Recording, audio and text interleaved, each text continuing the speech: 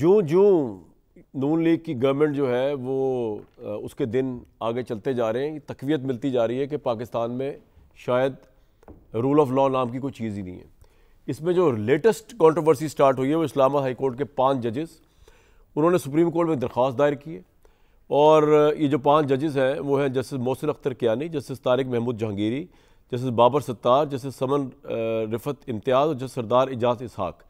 इन्होंने इस दरख्वास्त में जो है वो कहा है कि सदर ने आर्टिकल 200 की शिक 1 का इस्तेमाल जुडिशल कमीशन के इख्तियार को गसब करके किया। सदर को आर्टिकल 200 की शिक 1 के तहत जजेस तबादले के लामहदूद इख्तियारात नहीं, ये जो किए गए रिसेंटली जो पंजाब से, लाहौर से, KP से, सिंध से जो जजेस लाए गए इस्लामाबाद हाई कोर्ट में, उसके खिलाफ प्रोटेस्ट कर रहे हैं इस्लामाबाद हाई कोर्ट के 5 जजेस सुप्रीम कोर्ट के अंदर, और सदर के इस आर्टिकल 200 को चैलेंज कर रहे हैं। वो कह रहे हैं कि सदर को इस आर्टिकल के तहत जो है ना वो जजेस के तबादले के लामहदूद इख्तियार तो है ही नहीं। जजेस का ट्रांसफ़र उसकी वजूहात होती है जिसकी वजह से किया जाता है, और ये इस्लामाबाद हाई कोर्ट में ट्रांसफ़र जो आर्टिकल 175A के बरखिलाफ़ है। मफाद आमा के बगैर जजेस को एक हाई कोर्ट से दूसरा हाई कोर्ट ट्रांसफ़र नहीं किया जा सकता। कहने का मतलब बदनीयती से किया गया है। और ये भी बड़ी ख़ास बात है और बड़ी अलार्मिंग बात जो उन्होंने लिखी है। उन्होंने कहा कि जी जस्टिस सरफराज डोगर को बतौर कायम मकाम चीज़ इस्लामाबाद हाई कोर्ट काम से रोका जाए, जस्टिस खालिद सोमरो और जस्टिस मोहम्मद आसिफ को भी जुडिशल वर्क से रोका जाए। मतलब जो भी 3 जज ट्रांसफ़र हुए हैं, जिनमें एक सीनियर मोस्ट जस्टिस डोगर है जो कायम मकाम चीफ जस्टिस है इस वक्त, उनके मुतालिक भी इन्होंने कहा है कि जिनको रोका जाए। ट्रांसफ़र होने वाले जजेस का नया हलफ ना लेना आईनी खिलाफ वर्जी है। याद होना चाहिए आपको कि सीनियरिटी की प्रॉब्लम को डील करते हुए ये फैसला किया गया कि जी इस्लामाबाद हाई कोर्ट के जजेस जो है नया हलफ नहीं लेंगे। वो अगर नया हलफ लेते तो फिर शायद जस्टिस डोगर जो थे वो सीनियर 3 जज ना रह जाते, फिर वो दूसरे जज जो इस्लामाबाद हाई कोर्ट के वो होते, शायद जस्टिस मोहसिन अख्तर कियानी हो जाते। तो ये भी उन्होंने लेटर में लिखा, किसी जज की सीनियरिटी उस हाई कोर्ट से शुरू होती है जहाँ उसने हलफ लिया हो, यानी कि लाहौर हाई कोर्ट से या सिंध से जहाँ से आए थे उसकी बुनियाद पर नहीं होनी थी। जब इस्लामाबाद में लगे तब दोबारा लेते, तब वहाँ से होती। ये सब करने के बाद उन्होंने कहा है कि जजेस का ट्रांसफ़र करके सीनियरिटी लिस्ट जिस अंदाज तब्दील की गई, इस्लामाबाद हाई कोर्ट के इंतजामी अमूर में मन मर्जी की मुदाखलत है। 2 हफ्ते पहले ट्रांसफ़र होने वाले जज को कायम मकाम चीफ जस्टिस बनाकर तमाम इंतजामी इख्तियार दे दिए गए। इस्लामाबाद हाई कोर्ट की मौजूदा सीनियरिटी लिस्ट को कालअदम करार दिया जाए, क्योंकि सीनियरिटी लिस्ट आर्टिकल 194 और आइन के 3रे स्केड्यूल के मुनाफी है। अब मेरे सामने आर्टिकल 200 पड़ा हुआ है जिसके अंदर ट्रांसफ़र ऑफ हाई कोर्ट जजेस जो है वो लिखा हुआ तो है ये, the president may transfer a judge of a high court from one high court to another high court, but no judge shall be so transferred except with his consent and after consultation by the president। ये तो उन्होंने कर दिया। लेकिन अगर आप इस article को अल जिहाद ट्रस्ट केस के 1996 के अल जिहाद trust versus federation Pakistan case के साथ पढ़ें तो उसमें लिखा हुआ है कि supreme court states that the transfer of a judge of one high court to another high court can only be made in the public interest and not as a punishment। तो आप मुफाद आमा की कॉन्टेक्स्ट में तो किसी जज को transfer कर सकते हैं एक हाई कोर्ट दूसरे हाई कोर्ट में, पनिशमेंट के तौर पे नहीं कर सकते। तो ये 5 जजेस का तासुर ये है कि शायद ये मुफाद आमा में नहीं किया गया, ये किसी और वजह से किया गया है। इसके अलावा बरतानिया में एक बड़ा डैमेजिंग प्रोटेस्ट हो रहा है आर्मी चीफ के खिलाफ जो पाकिस्तान तहरीक इंसाफ कर रही है, जिसके ऊपर आज अता तारड़ साहब ने आके बड़ा दबंग ऐलान किया है कि वो कार्रवाई करेंगे। इस पर ज़रूर बात करेंगे क्योंकि तहरीक इंसाफ की समझ नहीं आ रही, एक तरफ लेटर्स भी लिखते हैं, एक तरफ उनको मामलात भी ठीक करें, दूसरी तरफ बरतानिया में एक अच्छा दौरा चल रहा है आर्मी चीफ का, उनको सैबोटैज करने के लिए प्रोटेस्ट भी कर रहे हैं अपने ही मुल्क के आर्मी चीफ के खिलाफ। बल्कि अगर मेरे साथ मौजूद है इरशाद भट्टी साहब, अब्दुल लतीफ़ चित्राली साहब, डॉक्टर तारिक फजल चौधरी साहब। चित्राली साहब मैं पहले अदलिया पे आता हूँ, बाद में ज़रा तारिक साहब भी अब तक आ जाएँ। चित्राली साहब मुझे ये बताइए कि ये कोई लॉजिक नहीं बन रही कि आपकी पार्टी जो है मुल्क के आर्मी चीफ के खिलाफ प्रोटेस्ट करने जा रही है और आप सुन ले कार्रवाई क्या होने लगी है जो लोग करेंगे। अता तारड़ साहब की बयान सुनवाएं जी पहले। चीफ आर्मी स्टाफ जनाब सैयद आसिम मुनीर जब आप बरतानिया गए तो रॉयल मिलिट्री एकेडमी सैंडहर्स्ट में उनको जो गार्ड ऑफ ऑनर पेश किया गया, उनका एक वालेहाना इस्तकबाल वहां पे किया गया। लगता यह है कि ये तरीके इंतशार वालों को ये बात हजम नहीं हुई, तो ये चाहते थे पाकिस्तान को नुकसान पहुंचे, IMF का लेटर लिखना, 9 मई के हमले करना, उसके बाद अब चीफ आर्मी स्टाफ को जो इज्जत मिली है रॉयल मिलिट्री एकेडमी सैंडहर्स्ट में, उसको ये चाहते थे कि जी ये कॉन्ट्रोवर्शियल करें क्योंकि ये पाकिस्तान के दुश्मनों का एजेंडा है। और ये जो मुट्ठी भर लोग, मुट्ठी भर शहर पसंद अनासिर जिनको चीफ आर्मी स्टाफ का दौरा हजम नहीं हो रहा और जो इज्जत पाकिस्तान को जनरल आसिम मुनीर साहब को वहां पे मिली वो हजम नहीं हो रही, वो अब वहां पे सोशल मीडिया पे और कोनों खुदरों के अंदर छोटी छोटी कैंपेन्स चला रहे हैं कि जी हम प्रोटेस्ट कर रहे हैं, फलां कर रहे हैं। कोई भी शख्स जो पाकिस्तान की सालमियत को नुकसान पहुंचाएगा उसके लिए कवानीन मौजूद हैं, इनके खिलाफ कार्रवाई भी अमल में लाई जाएगी, ये कानून के शिकंजे में आएंगे and the law shall take its course. Chitrali साहब, आप कंडेम करते हैं पीटीआई यूके जो प्रोटेस्ट कर रही है मुल्क के आर्मी चीफ के खिलाफ दियार गैर में? शुक्रिया कामरान साहब। सर देखें, ये कामरान साहब, ये दुनिया इल्लत व मालूल की दुनिया है। यहाँ पे काज एंड इफ़ेक्ट्स पे कुदरत का एक कानून चलता है कि हर एक एक्शन के पीछे कोई रिएक्शन या इल्लत व मालूल, जिस तरह मैंने कहा। मसला हमारा ये है कि यहाँ पे हमारे मुल्क की बदकिस्मती अब ये हो गई है कि अब ये तो बाद में जब डिटेल में जब जुडिशरी की बात आएगी तो मैं बताऊँगा, लेकिन फ़िलहाल फॉर द टाइम बीइंग जो परसेप्शन है पाकिस्तान में, जो देखे खान साहब ने जो ख़त लिखा था, इसी जो क्लिवेजेस जो डेवलप हुए हैं। चित्राली साहब, मैं आपको एक बात बताऊं, अगर आप मुझे इजाज़त दें, आपका मसला हल करने की कोशिश करूं थोड़ा सा, अगर आप मुझे इजाज़त दें। मैं आपको यकीन करें बड़े सद के दिल से एक बात बताने लगा हूँ। जब से इमरान खान साहब, मैं इमरान खान साहब का वेल विशर हूँ, मैं उनका कोई ना मेरे दिल में उनके खिलाफ कोई बुग़्ज़ है, यकीन करें ट्रूली वेल विशर, मुल्क का भी और इमरान खान साहब का भी। जिस वक्त इमरान खान साहब जिसके भी कहने पर चले, बाजवा साहब का तो समझ आ रही है जी वो भी ज्यादती की इमरान साहब ने, लेकिन चलें वो आपकी बात समझ आ रही है कि जी बाजवा साहब ने उनको उतार दिया तो इमरान खान साहब ने बदला लेने के लिए उनको गद्दारी का लेबल कर दिया। चलें, बात हिसाब बराबर हो गए यहाँ पे। इससे आगे जब एक नया आर्मी चीफ आ रहा था, जनरल आसिम मुनीर आते हैं, जो भी आते, इमरान साहब की ये पॉलिसी किस तरह जस्टिफाइबल है, किस तरह इंसाफ पर मबनी है कि उन्होंने एक नए आने वाले आर्मी चीफ के खिलाफ पूरा लॉन्ग मार्च, पूरा बयानिया कि जो आर्मी चीफ ये गवर्नमेंट लगाएगी वो 2 नंबर होगा, वो डिसऑनेस्ट होगा। अभी तो आर्मी चीफ आए ही नहीं थे ना, जो आपकी ग्रीवियंस आर्मी चीफ से वो तो बात की है आपने। पहले जो इतना बड़ा जिहाद कर दिया एक आने वाले आर्मी चीफ के ऊपर, तो अब आप जो कह रहे हर कॉज का इफेक्ट होता है। मैं आर्मी चीफ का नहीं दिल का हाल जानता कि उनके जहन में क्या चल रहा है क्या नहीं चल रहा, लेकिन अगर आपका ये कॉज एंड इफेक्ट डाल लिया जाए तो आपने एक बिला वजह की कंपेन चलाई एक नए आने वाले आर्मी चीफ के ऊपर, जिसने इमरान खान का कुछ नहीं बिगाड़ा था। उसके बाद जब वो लग गए आर्मी चीफ, आपने जितना वो डिले किया और इंसल्टिंग वे में जो प्रेसिडेंट आरिफ अलवी ने उनका जो नोटिफिकेशन था, पूरी कसर आपने निकाल ली सर। अब उसके बाद हालात ये कि इमरान जेल के अंदर है, आपकी पार्टी इतनी ऑर्गेनाइज नहीं, उनको बाहर निकाल सके, अवाम को ला के सड़कों के ऊपर, कोई अदालती फोरम नहीं है। अदालतों का हमने देख लिया 26 तरवीम जिस तरह आई है, जिस तरह अदालतें चल रही हैं, बिल्कुल मैं एग्री करूंगा आपसे कि जो हालात चल रहे हैं इस वक्त, वहां से भी कोई शायद रिलीफ मिलने का इम्कान नहीं है। तो आप सोचिए, अब फिर आप उसी जगह पे आ गए कि पीटीआई यूके वाले जो हैं वो फिर आर्मी चीफ के खिलाफ कर रहे हैं। सर ये क्या लॉजिक बनती है? कोई रियलिज्म भी होता है, कोई रियलिटी भी होती है यार। कोई रास्ता बनाना है आपने कि सारी जिंदगी इमरान खान को जेल में रखना है। चित्राली साहब क्या चाहते हैं आप? अच्छा, तो कामरान साहब बहुत आपने खूबसूरत बातें की, लेकिन आपने एंड पे आके एक बात की कि क्या पूरी ज़िंदगी इमरान खान को जेल में रखना है?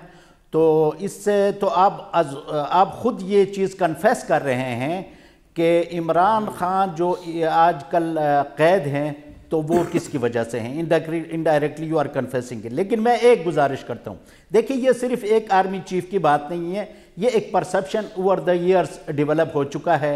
मैं आपको सिर्फ ये गुजारिश करूँगा कि देखिए ये अल्लाह ताला ने हमारी पलकें बनाई हैं, ये पलकें हमारी खूबसूरती में भी इजाफा करती हैं और हमारी आँखों की हिफाजत भी करती हैं। लेकिन इन्हीं पलकों में से अगर एक बाल हमारी आँख में चली जाए तो हमें कितनी तकलीफ़ होती है। वो इसलिए नहीं है कि हम पलकों से नफ़रत करते हैं, लेकिन वो हमारी आँख में जाने की वजह से हमें तकलीफ़ पहुँचती है। तो हम क्या करते हैं कि उस एक चीज़ को हम आँख से बाहर निकालते हैं, और जहाँ पे वो अल्लाह ताला ने उसको पैदा किया है, वो जहाँ पे वो सजता है, वहाँ पे उसको ले जाने की कोशिश करते हैं। एंड ऑफ द डे हमें ये चीज़ कन्फेस करना पड़ेगा कि पॉलिटिक्स में जब भी इस्टेब्लिशमेंट की इंटरफियरेंस हुई है तो अवाम और इस्टेब्लिशमेंट के दरमियान जो है वो फासले बड़े हैं। बल्कि बाज़ औक़ात ये फासले बढ़ते बढ़ते नफरत। सर उस फासले को कम करना है, ना कि प्रोटेस्ट करके बढ़ाना है। मेरा सिर्फ ये दरख्वास्त है आपसे, और मैं आपको एज अ वेल विशर चौथी दफा कह रहा हूं कि मैं आपको दरख्वास्त कर रहा हूं, ये नून लीग बड़ी खुश हो रही है आप जो प्रोटेस्ट कर रहे हैं, ये जो आप सियासत कर रहे हैं उससे वो नून लीग बड़ी खुश है। ये मैं देखे ना, मैं खुल के बता रहा हूं आपको, वो चाहते हैं कि आपके ताल्लुकात इस तरह खराब रहे, लीडर आपका बंद रहे। बिल्कुल जब आप सिस्टम को तंग करेंगे, जब पाकिस्तान की आंखों के अंदर बाल डालने जाएंगे, तो फिर भाई सब घबराएंगे, यार इस बंदे को बाहर निकालेंगे, फिर उसने कोई लॉन्ग मार्च कर देना है। तो ये तो चित्राली साहब की नेचुरल सी बात है, इसमें तो कोई ढकी छुपी राज नहीं है। लेकिन बहरहाल चलो, मैं तो चाह रहा हूं कि आप नून लीग की विकेट पे ना खेलें, आप ताल्लुकात अपने अच्छे करें। नून लीग किस तरह वापस आई है? ताल्लुकात ठीक करके वापस आई है। इस मुल्क की रियलिटीज है ना सर, पहले इंकलाब लाएं, सिस्टम ठीक करें, उसके बाद कहिएगा कि यार अब हमें इस तरह का पाकिस्तान चाहिए। जब हम खुद पहले एस्टैब्लिशमेंट के कंधों पे बैठ के आएंगे बाजवा साहब के, इतनी जल्दी सिस्टम ठीक नहीं हो सकता सर। चित्राली साहब, विद ड्यू रिस्पेक्ट सर। बिल्कुल बिल्कुल, ये एक बात, कब तक, for how long we should wait for it, for how long, कितनी सदियां चाहिए हमें कि वो मैकियावेलियन पॉलिटिक्स से हम निकलें कि the end justifies the mean वाली। चले सर, दुनिया में कोई अच्छा काम बुरे रास्ते से हुआ है? चले, आपका पॉइंट आ गया। अच्छा मैं इस मौजू पे ज्यादा बात नहीं करना चाह रहा, इस आपका पॉइंट आ गया, मैं अब जरा अदालती उस पर जाना चाह रहा हूं। तो बहुत वार्म वेलकम तारिक भाई, आप तशरीफ ले आए। मैं जरा इनसे बात करके फिर उसके बाद चाहूंगा, आपने जो सुना अभी अदालतों का मामला, आपके ख्याल में ये जजेस जो 5 लिख रहे हैं इस्लामाबाद हाई कोर्ट के, ये ज्यादती नहीं कर रहे कि अब एक जज सदर ने ट्रांसफर कर दिया है तो कर दिया भाई, इसमें मसला क्या है? क्या आपको लगता है ज्यादती हो रही है इस मुल्क के साथ अदालती निज़ाम में? पहली बात तो ये है कि जो बरतानिया में आर्मी चीफ के खिलाफ मुजाहरा है या प्रोटेस्ट है, वो शर्मनाक है, काबिल मजम्मत है, उसकी मजम्मत करनी चाहिए। सियासत में इस्टेब्लिशमेंट की मुदाखलत थी और है, और तहफ़्फ़ुज़ात थे और हैं, लेकिन मेरी बदकिस्मती ये है कि मुझे कोई भी एक ऐसी पार्टी नहीं मिलती, जमात, सियासी जमात नहीं मिलती जो इक़्तिदार में आकर इस्टेब्लिशमेंट को बुरी कहती हो। ये बड़ा ज़बरदस्त बात की आपने। और मेरी इक़्तिदार में आने के लिए उनको बुरा भला कहते हैं, क्यों नहीं आ रहे हम? मेरी बदकिस्मती ये है कि मुझे कोई ऐसी जमात नहीं मिलती जो एहसान फरामोश ना हो, और जो अपोजिशन में आकर खड़ी हो जाती है सीना तान के, और मरियम नवाज के जलसों में नारे लगते हैं, ये जो दहशतगर्दी इसके पीछे वर्दी है, और पावर पे जाने के लिए पिंडी से जाते हैं। और इमरान खान साहब कहते हैं मीर जाफ़र और मीर सादक। तो मुझे जिस दिन एक जमात मिल गई जिसने इक़्तिदार में आकर कहा कि इस्टेब्लिशमेंट सियासत से आउट हो जाए, फ़ौज का सियासत में कोई किरदार नहीं होना चाहिए, ये हमारा सियासतदानों का मामला है, खुदा की कसम मैं उसके साथ खड़ा हूँगा। Very good. और लेकिन इशू ये है कि मुझे भी तहफ़्फ़ुज़ात हैं। आज जो कुछ हो रहा है, जो कुछ 26वीं यानी तरमीम हुई है, जो पीका हुआ है, जिस तरह काली कानून साजियाँ हुई हैं, लेकिन जब वो मेरा आर्मी चीफ जाता है बरतानिया में, तो उस वक्त पूरे मुल्क का आर्मी चीफ होता है, और उस वक्त अपने गंदे कपड़े वहाँ नहीं धोने चाहिए। और ये मैं नहीं कह रहा, ये मैं इमरान खान साहब के लफ्ज़ जो वो बाजवा साहब के लिए कहा करते थे, नवाज शरीफ साहब जब उनको कहते थे। हाँ, ये उस वक्त तो आर्मी चीफ पर तनकीद सिर्फ जो थी ना, वो गद्दारी थी। आज तो चलो छोड़ देना, ये इमरान खान साहब, जो इमरान खान साहब के नजदीक आर्मी चीफ में तनकीद गद्दारी थी, ये उन्होंने हमें बताया था इमरान खान ने। और नवाज शरीफ साहब का वो, जब नवाज शरीफ साहब ने गुजरांवाला तकरीर की थी, तो इमरान खान ने मुंह पे हाथ फेरा था, और फेरा था और कहा था, और ये सच कहा था, ठीक कहा था। उस वक्त भी इमरान खान साहब के मैं साथ था, और आज भी मुझे, मेरी दुख की तकलीफ ये कि अता तारड़ का आपने बयान चला दिया और कहा ये कितनी अफसोस, कितना एडवांटेज नून लीग ने लिया इस प्रोटेस्ट से, मैं तो यही कह रहा हूं। और अता तारड़ साहब हीरो बन रहे हैं, अता तारड़ साहब के कुर्बे क़यामत उस दिन आ जाएं जिस दिन मैं उनके साथ एग्री करूं कि वो तरीके इंतशार कह रहे हैं। वो किसी की हमदर्दी में नहीं कह रहे, ये फौज की हमदर्दी में नहीं कह रहे, पक्की करने के लिए। भाईजान आज ये इनका कोई 19-20 हो जाए, ये फिर वहां खड़े होंगे और कहेंगे कि ये जो फलां काम जो था ना 26 यानी हमने तो किए नहीं, एस्टेब्लिशमेंट ने करवाया था। पीका जो था हमारा, तो इसमें कसूर ही कोई नहीं था, एस्टेब्लिशमेंट थी। ये जो काली कानून साजी हम तरीके इंसाफ के साथ ऐसे ही करेंगे, तरीके इंसाफ के साथ हमने तो कुछ नहीं किया, जो कुछ था एस्टेब्लिशमेंट ने करा। इसलिए आज कहते हैं, फिर कल भी उस दिन भी कह रहे थे, आज भी कह रहे हैं कि ये फौज किसी एक जमात की नहीं है, ये हम सारों की जमात है यार। खुदा के लिए शहीदों की फौज है, गाजियों की फौज है, हर रोज वो चारों तरफ लड़ रही है, तो इनके साथ ना खड़ी हो खुदा के लिए। जिस आपने बाजवा साहब को मेरे सामने कहा था कि इमरान खान साहब के साथ इतना ऑल आउट ना जाए कि फौज के वजूद पे धब्बा लगे, तो आज भी हम कहते हैं कि खुदा के लिए इन सियासतदानों को लड़ने दें। ये बड़े एहसान फरमोश हैं, बड़े खुशामदी हैं, ये इक़्तिदार के लिए आपका कंधा इस्तेमाल करते हैं, और जब उतर जाते हैं तो आपके खिलाफ खड़े हो जाते हैं। पहली बात तो ये है कि पीटीआई को इमरान खान साहब के लिए ना ये फ़ायदे में जाएगा, ना उनके लिए कोई आगे फायदा होगा। खुदा के लिए जब आर्मी चीफ लंदन में जाता है, बरतानिया में जाता है, अमेरिका में जाता है, तो वो सारों का आर्मी चीफ इधर कर ले, उधर ना करे। इस पे जरा मैं लेके तारिक भाई, बात ये है कि ये जजेस का लेटर, इसको भी आप प्लीज रिस्पॉन्ड जरूर करें। इस्लामाबाद हाई कोर्ट के 5 जजेस बड़े डिस्टर्ब हैं और हम उनको ये कह के नहीं कह सकते किसी पार्टी के वर्कर हैं, वो दे आर क्रेडिबल जजेस। अगर हम मजाक उड़ाना शुरू कर देंगे जजेस का तो कोई मुजरिम के दिल में कोई हैबत नहीं बैठेगी। और जिस तरह वो कराची में एक दंदनाता फिर रहा था, वो जिसने कत्ल किया और एक माफिया पूरा चला रहा था, इस तरह हर बंदा क्रिमिनल सोच रखेगा कि जजेस की इज्जत ही नहीं, रूल ऑफ लॉ ही नहीं इस मुल्क के अंदर। इसको आप कैसे रिस्पॉन्ड करते हैं इस लेटर को, अगर आपकी नजर से गुजरा है?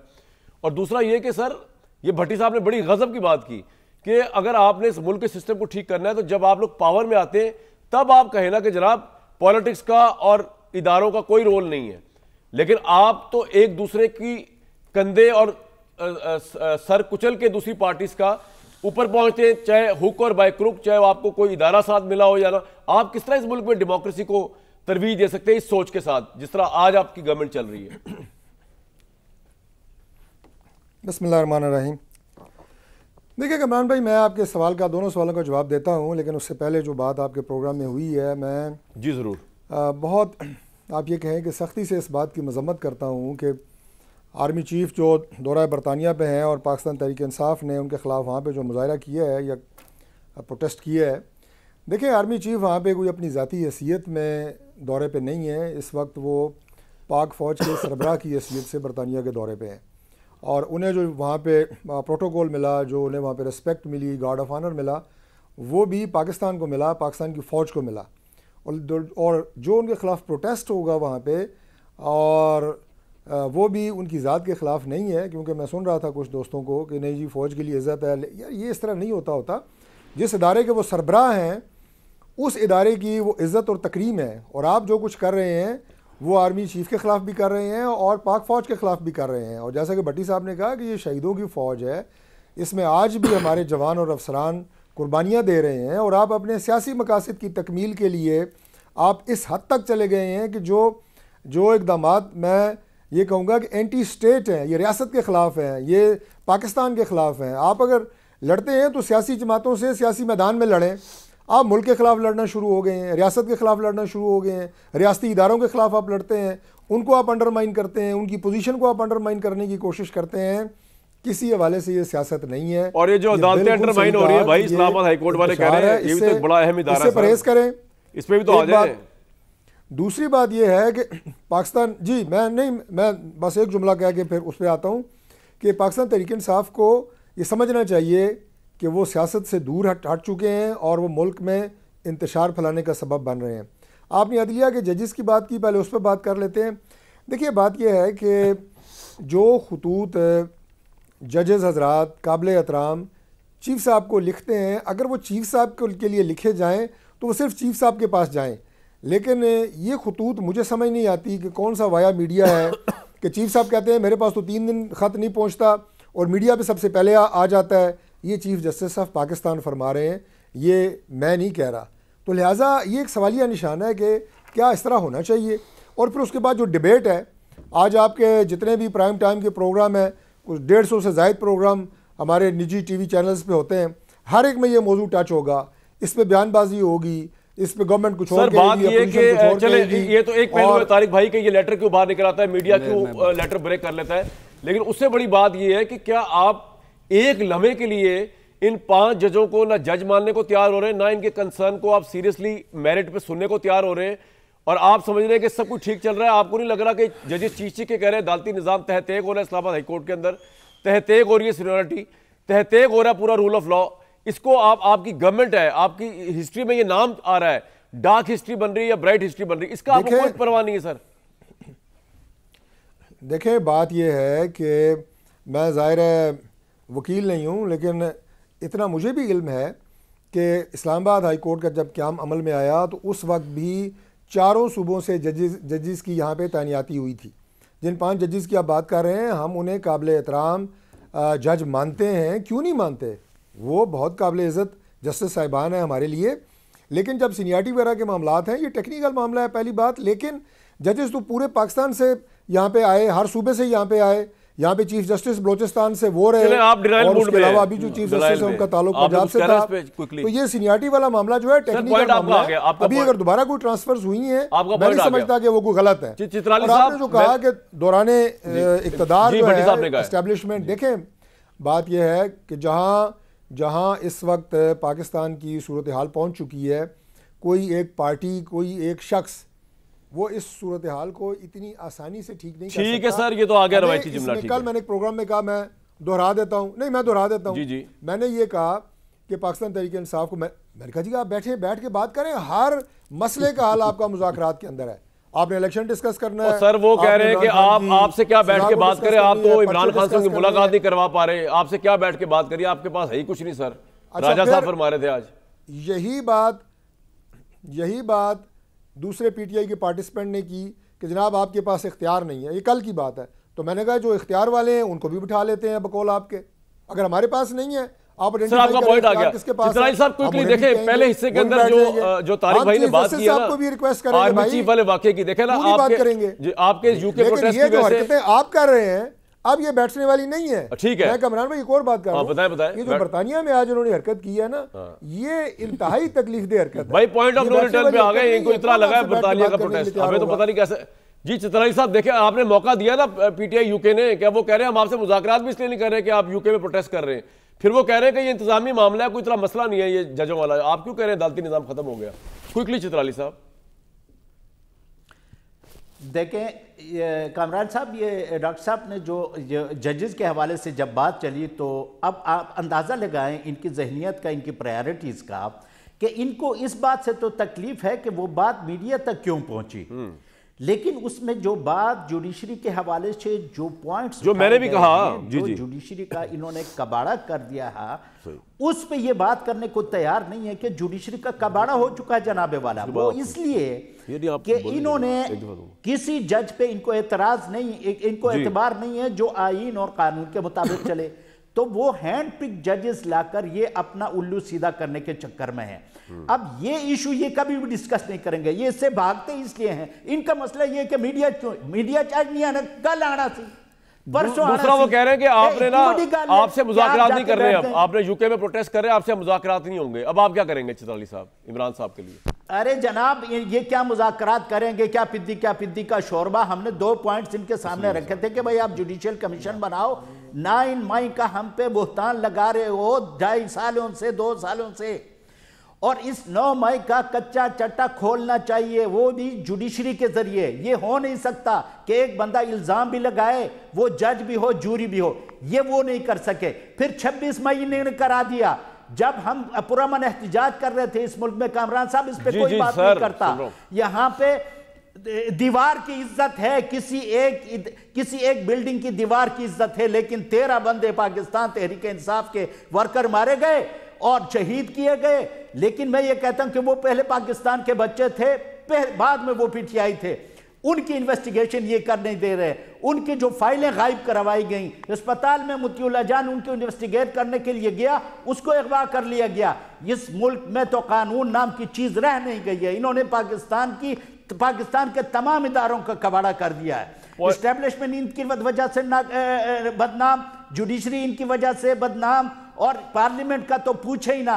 वहां पे तो जो कुछ ड्रामे हो रहे हैं, खुद आके ये हमें कह रहे हैं कि जी हम कुछ नहीं कर सकते, कराने वाले करा देते हैं। जब आईनी तरमीम की हम बात करते हैं, privately every PMLN person, sir आपका पॉइंट आ गया यार, ये कुछ हमसे करवाया जा रहा है। आपका पॉइंट आ गया। चित्राली साहब तो कह रहे हैं फसाद की जड़ जो है, ख्वाह वो एस्टेब्लिशमेंट का मामला है, अदालती निजाम तबाह हो गया, ये नून लीग आप एग्री करते हैं इस बात से?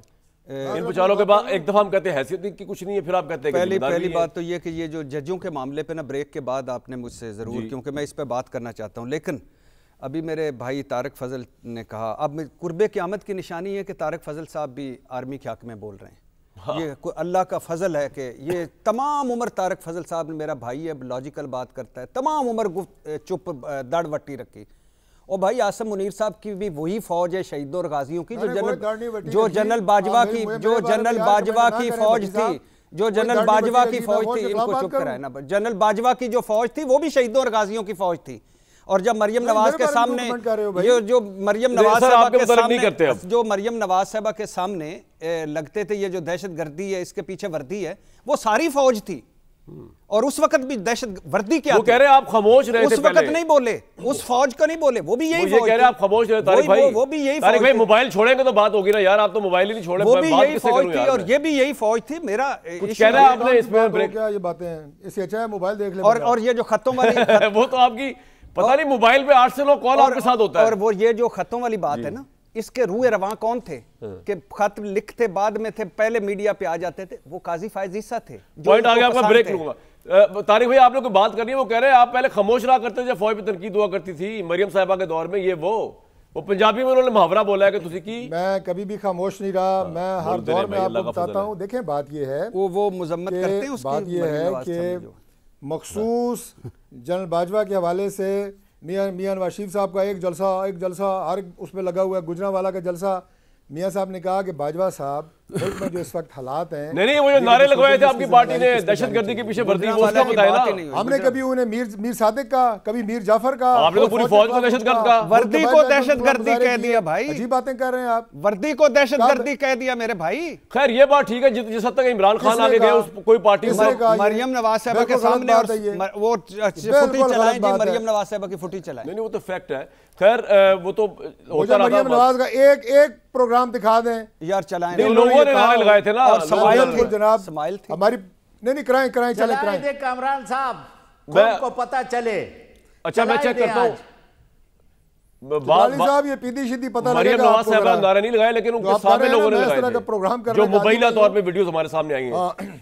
चले, अगर आप कहते हैं आपने ऐसा नहीं किया, बड़ी अच्छी बात है, मैं एक ब्रेक लेने की कोशिश करता हूं। लेकिन सर, सारे फसाद की जड़ पूरी दुनिया आपको कह रही है इस वक्त, आपकी गवर्नमेंट को कह रही है, और ये इतना लगेज लेके आप जाएंगे तो कहां जाएंगे? तारिक भाई, सारी तनकीद आपने सुन ली, आपके सामने सारा निज़ाम तिद्दर बिद्दर हो रहा है और आप सिर्फ देख रहे हैं। तारीख अपने आप को वर्ष तरीके से दोहरा रही है और अब की दफ़ा आप उस डार्क तारीख का हिस्सा बन रहे हैं। क्या आपको इस चीज़ का है कोई अंदाज़ा? देखिए, बात यह है जी कि जो आज के हालात और वाक़यात के ऊपर जो तनकीद हो रही है, ये तनकीद को आज के हालात के ऊपर नहीं है। वो इलेक्शन है, वो सिस्टम है, वो इस्टेब्लिशमेंट है, वो मुल्क के अंदर जो निज़ाम है, इदारे हैं, आपके डिपार्टमेंट्स जो मुख्तलिफ काम कर रहे हैं। माजी में भी ये चीज़ें होती रही हैं, उससे पहले भी होती रही हैं। लेकिन हमने और पाकिस्तान पीपल्स पार्टी ने जो बात मैं करना ये चाह रहा हूँ, एक दूसरे के ख़िलाफ़ सियासी जमातें लड़ के एक दूसरे को आप ये कहें कि ज़ख्मी करके उससे जो सिस्टम को नुकसान पहुंचा, उससे पाकिस्तान पीपल्स पार्टी ने और PMLN ने काफ़ी सबक हासिल किया, जिसके नतीजे में चार्टर ऑफ डेमोक्रेसी नहीं। लेकिन वो आपने एक दूसरे के खिलाफ तो नहीं किया, आपने तीसरी पार्टी के खिलाफ कर दिया। तासुर ये किसी के साथ मिलके, क्या ख्याल है? नहीं अच्छा। मैं ये अर्ज़ कर रहा हूँ कि उस डॉक्यूमेंट को आज रिव्यू होने की ज़रूरत है। पॉलिटिकल पार्टी, ये बड़ी अच्छी बात है, तमाम सरबराहों को ये सोचने की ज़रूरत है कि क्या इसी तरह लड़ाई के साथ मुल्क को आगे लेके जाना है। क्या तो आप इसके अंदर कह रहे हैं कि इमरान खान को भी शामिल कर लिया जाए, या आप कह रहे हैं कि नहीं, माइनस इमरान खान तहरीक इंसाफ आ जाए आपके साथ रिव्यू में? नहीं, देखिए, इमरान खान माइनस और तहरीक इंसाफ कुछ भी नहीं है।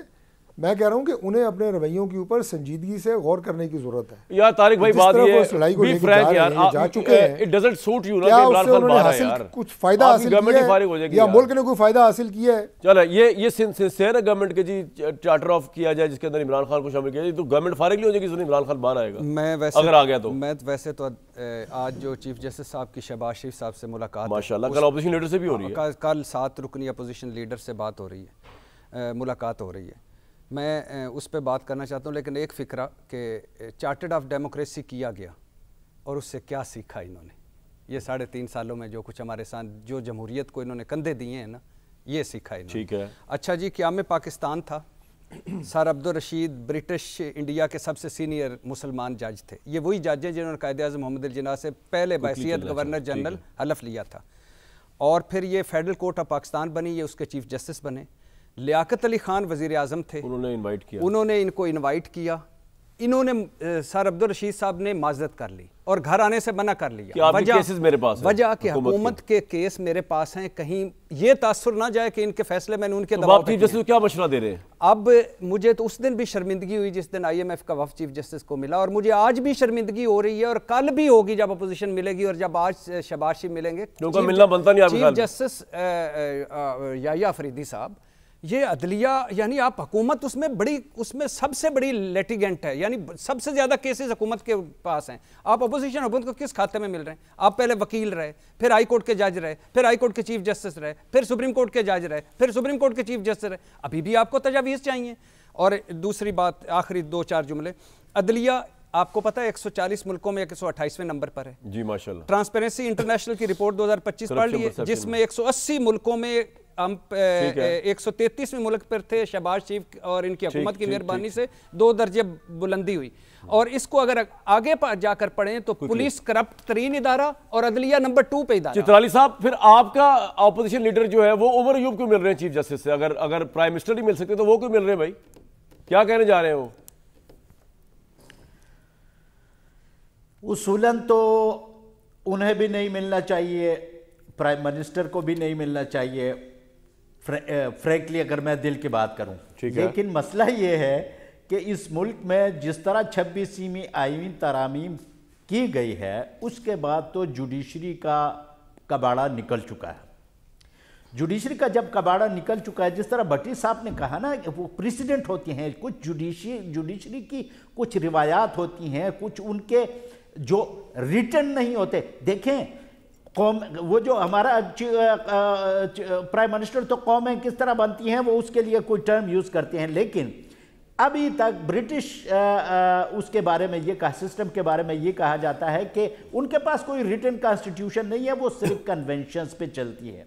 तो कहने का मकसद ये है कि जुडिशरी में बाज़ कन्वेंशंस, बाज़ रिवायात ऐसी होती हैं। यार आप चित्राली साहब चीफ जस्टिस पे एतमाद कर लेना यार, चीफ जस्टिस पे एतमाद करना सीख ले। कल उमर साहब भी जा रहे हैं, अयूब साहब एतमाद करके जा रहे हैं। एतमाद की बात नहीं है, इन चीजों से बदएतमादी पैदा होती है। जुडिशरी और एग्जीक्यूटिव सेपरेटेड है इस मुल्क में, और जिस तरह आपने कहा ना वो जुडिशरी ऐसी नहीं है, वहां पे गवर्नमेंट के केसेस हैं। सर सुनने की बात जल्दी बोले, क्या कह रहे हैं? और फिर चीफ जस्टिस को जिस तरह के से लाया गया है, चीफ जस्टिस मौजूदा, आई एम सॉरी टू से, मौजूदा चीफ जस्टिस के लिए जो कुछ हमवार की गई थी, उसके बाद प्राइम मिनिस्टर की मुलाकातें करना और ये करना वो करना, ये चीजें पॉइंट आ गया आपका। मैं तारिक साहब को इशू ये है कि पहला तो उन्होंने जो कहा कि 26वीं आईनी तरमीम, जजों के खत, इस्लामाबाद हाई कोर्ट के जजों के खत, आपका रेगुलर आईनी बेंच की लड़ाइयाँ, और उसके बाद जिस तरह जजों को ट्रांसफर करके 15वें नंबर से वो चीफ जस्टिस बनने जा रहे हैं सरफराज डोगर साहब।